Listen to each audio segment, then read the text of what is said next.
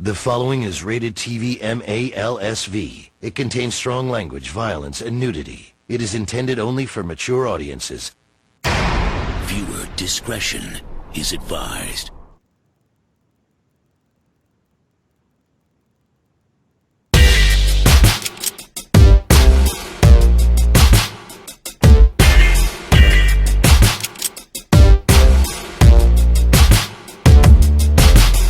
Welcome to the Lucha Review, a show dedicated to bringing you all the action from Lucha Underground.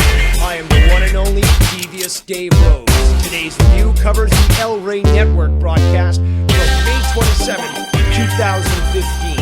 Lucha Underground episode number 29, Fight to the Death. This week I'm joined by a very special guest, the one, the only, Doc Holliday. Another day, another Doc. And I'm glad to have you here today on this inaugural episode of the Lucha Review. I've been looking very forward to getting this out to everyone who loves Lucha Underground. Now, what we're going to do is we're going to start off, just like I said, with episode 29 review. We're going to go match by match, and we'll give you the breakdown as to what happened in between them. So, let me just look at some of my plethora of notes that are available here. The show starts off with a promo featuring Black Lotus and Chavo Guerrero. Black Lotus tries to get into the factory, and Chavo quickly dissuades her from doing so, telling her that he made that agreement that we saw last week to ensure that she stays safe and protects her, because apparently Chavo's grandfather was conveniently there the day that Matanza killed Lotus's parents. And this individual is Dario Cueto's brother. So, again, that's how this storyline is going to progress. Doc Holliday, do you want to comment on the first promo that we saw? Yeah. So on paper, this sounds like really cool. But the way I've been seeing it play out in the vignettes and stuff, it really feels like they're trying to do like a Kill Bill, Dollhouse, Nikita type angle. Like she's this bad assassin that was trained, and now she's going to go after Cueto, which I find very amusing. And that's a very good point, because in fact, that's exactly the vibe that we're getting from this. So, moving on from that promo, the first match begins with Johnny Mundo facing Aerostar. And there was a great pop for Aerostar, and it seems that the crowd itself is taking on, I should say, they are actually really taking to the Johnny Mundo heel that we now have in Lucha Underground. He was looking a lot more aggressive, Johnny Mundo, and he was just doing a great job playing a heel as well as changing up his style of wrestling. Matt Stryker and Vampiro did mention this, but it was quite evident. He was using a lot more hits. He was using his legs a lot more and moving a little bit away from the high-flying parkour stuff that he's normally known for, which is a good way to acknowledge this sort of change to a heel. In the end, though, Johnny Mundo uses the End of the World for his finish and ends up defeating Aerostar after 6 minutes and 34 seconds with a pin. And it was to me, it was a very enjoyable match, and it's good to see the storyline progressing and the fact that we see these great competitions in the temple with some great results, in my opinion. Yeah, it was a very, very good match. Very well put together. And I'm really liking what they're doing with Johnny Mundo. It's kind of sad they had to bury Aerostar to do it. But like I said, it's very, very... I like what they're doing because it's a different type of heel. Usually you get your copy and paste, I'm a big badass and nobody's going to beat me. With Johnny Mundo, you're getting that arrogant heel that you want to hate. You do not like this guy's attitude. And wrestling-wise, yeah, you're usually seeing him do high-flying stuff. But this week, it was like ground and pound pseudo MMA. It was really like different to see him do that type of style, and I really enjoyed that, and I hope they keep doing it. Absolutely. Now, moving on, after this match came a commercial, and when it returned to Lucha Underground, we got to see an interview between Vampiro and Sexy Star. Now, what many people may have already noticed from that interview is that Sexy Star's replies were entirely in Spanish. And there was many times where her responses did not have Vampiro in the same shot actually speaking English. And this, as we know, is due to the fact that it is post-produced and that there is the Spanish edit that goes on Unimas channel. And that was probably due to that reason. Did it take away from it? Did it take away anything from... I'm tongue-tied here. To put it bluntly, it didn't take anything away from the interview for me, okay? And in fact, it I think drove a great point that we're going to see a great match next week between her, Sexy Star, and Mil Muertes. I'm sorry, what am I saying? Pentagon Jr. I'm sorry, I'm lost here. But it was a good interview in my opinion, and it really drove home the point that we're going to see some good submission moves from Sexy Star, which we haven't seen very much of while she's been in Lucha Underground. That's kind of an all-around thing for me. You don't really see too many, like really, really out there female submission artists. Like the closest I've seen in the last years was AJ, and she had the one move. Like, so I'm like really into that female submissionist stuff. The story they're telling between Pentagon Jr. and Sexy Star is a really good story. I really like how like she's kind of the baby face saying, "Oh, this dude like set out to hurt my friend, and I'm not letting that happen." So, like I said, it's a good story. It's something different than we're getting with the other products. I very much enjoy to see Sexy Star so actively involved with the men in Lucha Underground, and she shows that she can go very far and she can make them look good and they can make her look good, and we just see a great combination of that skill and that ability for risk.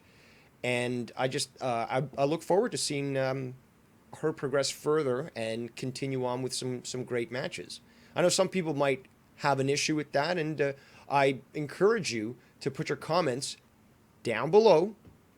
Let me know what you think of this video, and subscribe to Reckless TV here, or like or dislike this video and let me know. So let's move on, because after this interview between Vampiro and Sexy Star, we get the second match of the night. And this is a Lucha Underground title match between the current champion, Prince Puma, and Hernandez. And this was a great match. We saw some incredible strength demonstrated by Hernandez.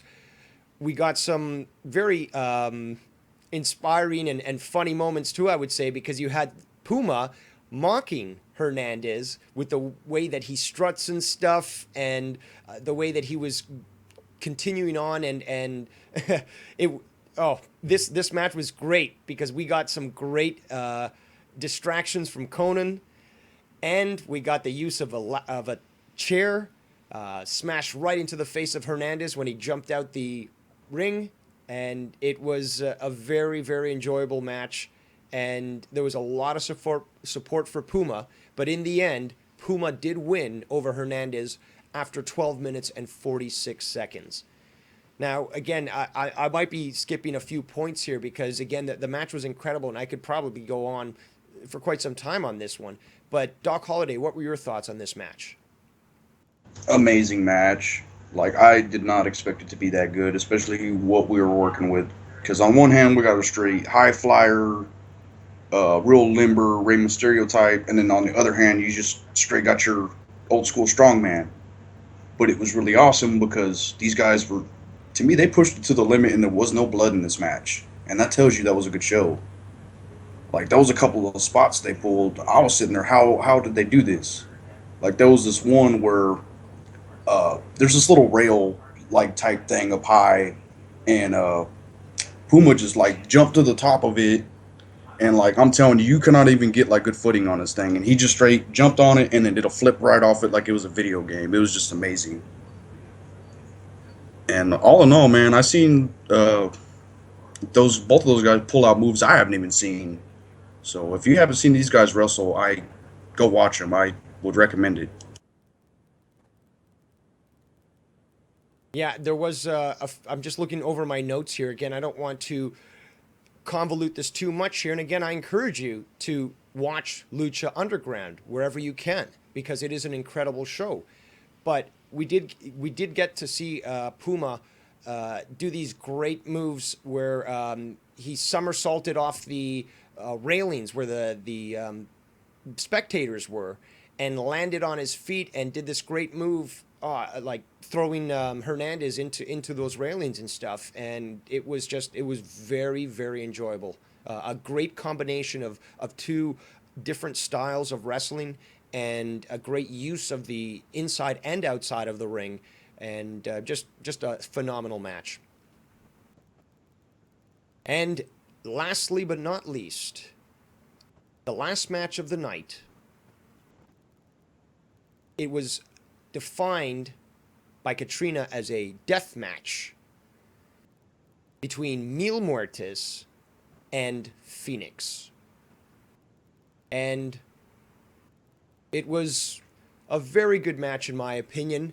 We got to see some stuff that was probably quite unexpected, and it overall left a great feeling about the direction that things are going in at Lucha Underground.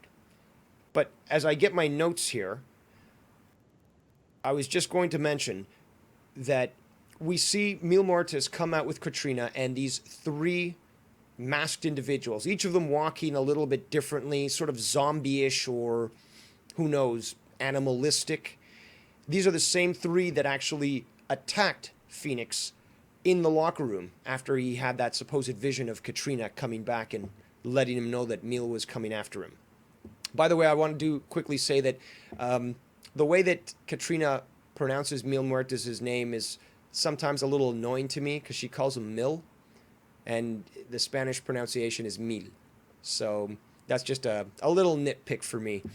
But that being said, this he's got new gear. Mil Muertes has got new gear, making him look probably even tougher, in my opinion. It doesn't look so unnecessary. It really does look imposing. We also have the fact that this team is now these undead are basically hanging outside the ring with Katrina and basically causing some distraction issues for Phoenix. But eventually what happens is Mil starts to take dominance over Phoenix, although Phoenix did have some great moves in the match. And he eventually brings them up to the top seating area where the audience is, opposite side of where we have Dario Cueto's office located. And he power bombs him through the roof of the storage area. As the refs rush down to try to get in there, they find that the door is locked and they're yelling to try to get it open. You've got Vampiro and Matt Stryker going crazy in the announce table, even yelling holy shit at one point. And it's all chaos while Mil Muertes is standing over looking at the crowd and looking at his work. So it goes to a commercial right then and there because Matt Stryker and Vampiro are saying this has never happened before. We don't know what to do. We're just going to have to go to a commercial. So when they come back, we see that they finally were able to open the door, but this undead entourage of Mil Muertes is now carrying Phoenix back into the ring. And then we see Mil Muertes basically do this huge move on Phoenix and finally pins him at 8 minutes and 31 seconds, leaving him there in the center of the ring, a broken man. And it was a very intense match. The crowd was very, very into it, and it was just a very great way to end off a spectacular episode. So, the last, actually, no, we've got to get Doc Holliday's input on this situation because there's just one last portion that we're going to have to cover, and this one is probably quite dire. But Doc Holliday, what were your thoughts on the death match between Mil Muertes and Phoenix? Let's go ahead and start from the beginning. The whole, I don't even know what you would call these guys. Like the three dudes that were like the minions of death or whatever. When I first seen these guys, I was laughing my ass off. When these dudes like were on top of the locker and their smoke machines and they came down all ominous, I thought that was just hilarious. Okay, but when these dudes actually came out for the match, they impressed me because the way they were moving around the ring, like these dudes were walking like they were zombies and like they were reanimated. It was really well done. Like I was actually like they looked goofy, but I was actually like kind of scared of these dudes just because how they were moving. And Mil Muertes, that dude has made such a change. Okay, like a few of our buddies would have my ass for this, but when I first seen Mil Muertes, I was not impressed. I just seen a tall, fat dude. Okay, now the dude is built like a brick shit house. Like he is buff. I don't know like how that happened. If this dude just like hit the gym for 6 months when he left or what. But man, this dude is huge now, and he got some creepy ass white eyes. And it was so funny when he like there was a like a spot when Mil Muertes just stared at Vampiro and Vampiro got all scared. I thought that was really funny. Uh, it was a really good match and all. I really thought that one part was really phony. The part Dave was talking about where Mil Muertes power bombed him through that room. Like, if I was in person, I probably would have been out of my seat, just marking the hell out. But my problem with it was when I seen it, it just seemed like the floor was like breakaway right there. Like to me, it kind of took away some of the magic from it. But it was cool seeing those zombie dudes kicking the door and whatnot. So all in all, it was a very entertaining match, and I'd like to see more of that. Indeed. So we'll see what happens with the new Mil Muertes at Lucha Underground, but more importantly, what will the Bird of Fire do? Will he rise again out of the ashes? I can almost guarantee it. So this will probably be the beginning of a very good feud between the two. So I would expect to see Phoenix come back at some point to make a statement directly to Mil Muertes. Until then, we're probably going to see him as the big powerhouse of Lucha Underground. And although I would love to see a match between him and Pentagon Jr., I'm doubting that we'll see that at least initially. But nonetheless, let's move on to the final portion of the episode of Lucha Underground, was we see El Jefe, Dario Cueto himself, and the crew in a mystery warehouse, all in the dark, and he basically questions the crew and asks them that somebody is going to have to pay for this, because after their loss from last week, he refuses to be embarrassed, and someone is going to be held accountable. So he actually offers the crew the choice. And then what we see is we see Bale grabbed by his fellow teammates or former teammates and dragged towards the cell that supposedly holds Dario Cueto's brother. And essentially they have to hold him there while who knows what happens to Bale. And you finally see blood splatter on both of them as they inch away from the cage and look at the beast that is probably in front of them. So that basically translates out to Bale was murdered live on TV. So that is the end of this review. So what did you think of that final segment, Doc? All right, so that segment, man, I totally misinterpreted what was going on. Okay, what I thought was going to happen was if these dudes lost the trios match, that all three of them were just going to be locked up in the cage with this monster. So I go to watch it, and I see this segment, and I'm just in shock. I'm like, they're doing murders on wrestling now? I was a little shocked myself. But then again, we do have the sort of Kill Billish aspect that you mentioned at the beginning. We do have the fact that it's Robert Rodriguez who is involved in production, and his movies are a little bloody from time to time. Wouldn't you say? Yeah, it was just odd because we're wrestling fans. That's like not the kind of blood we're expecting. That's true. That's true. But it is, I would have to say, sort of a testament to the way that they do run things, because it is very much not just lucha underground and wrestling, but it's also sort of what you could define as a telenovela, which is what they air in Mexico as a soap opera. And it does have those soap opera-ish type, items, but then again, so does WWE. So, again, it's sort of to be expected that they're going to be utilizing some form of drama to translate onto the screen. But yes, definitely something that was unexpected, to say the least. Yeah, I totally agree with you on the whole telenovela thing. I get that vibe like every time I watch it. It's like a weird mix between a telenovela and a really good wrestling show, but it works. And this whole they murdered that one dude from the crew angle, it looked goofy, but let me tell you, I'm sitting there wondering what the hell is in that cage. What's in that cage is something I want to go. I want to see go against Mil Muertes, or maybe go against Pentagon Junior.